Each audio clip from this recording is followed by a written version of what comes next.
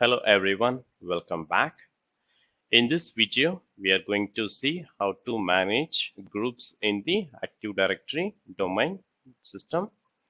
So I just logged into Windows Server 2016 domain controller and I'm just opening the Active Directory users and computers. And here we'll see how we can create and manage the AD groups. So I have a domain called adatum.com and here I have a folder called built-in. So this contain all the built-in groups. For example, you can see the account operators, administrator, and guest and remote desktop users. So these are all the inbuilt or built-in groups, which is by default will get once we install the OS and promoted the domain controller. So for example, if we add any users into the administrator group, then that person will get the administrator privilege that he can perform based on the requirement. And similarly, if someone wants to take the remote desktop, then you can add that user into the remote desktop users under the member, so that that person can take the remote desktop onto this server. So based on the requirement, we can use the inbuilt or the existing groups. So let's say if I want to create a new group, how do I do that? So I can see, there are already some of the OUs created, for example, sales, research, managers. So I'm going to create a new organizational unit. I'm just making it a test group.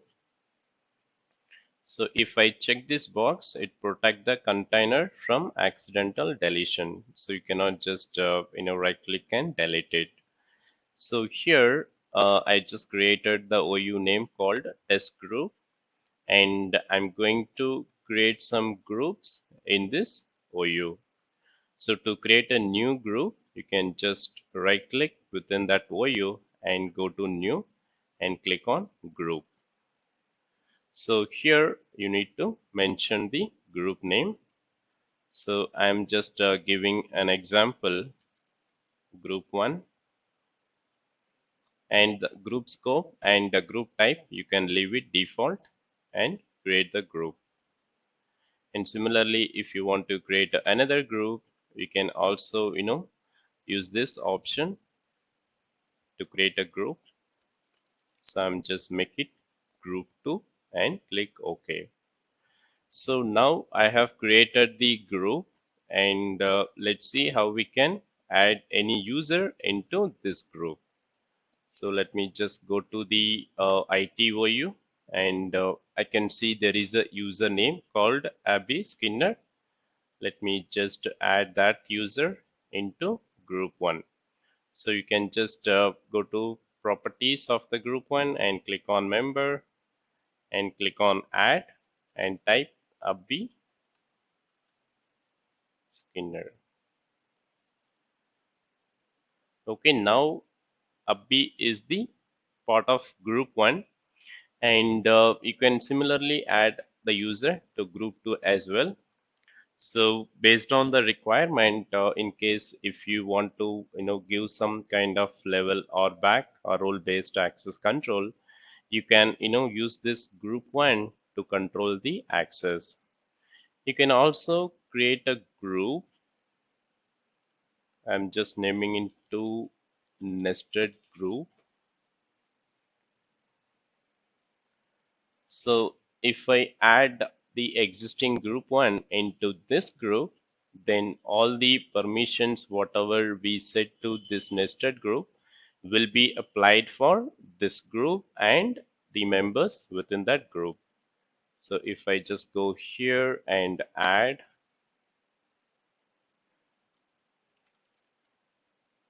group 1, Now, whatever the permission or access I'm setting up to this group will be applied to all the members from this group, and additionally, I can add some new user outside as well. So that is how, using the groups, we can control the access. Let's say if you want to add the sales people into the group too, there is a user called Abby person. Let's go here, click on members.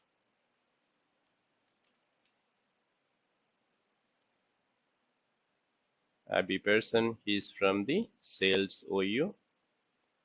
Okay, I'm just adding. I can also add both the groups into this group so that whatever the access we set to this group will be applied to both the groups and all the members within that group.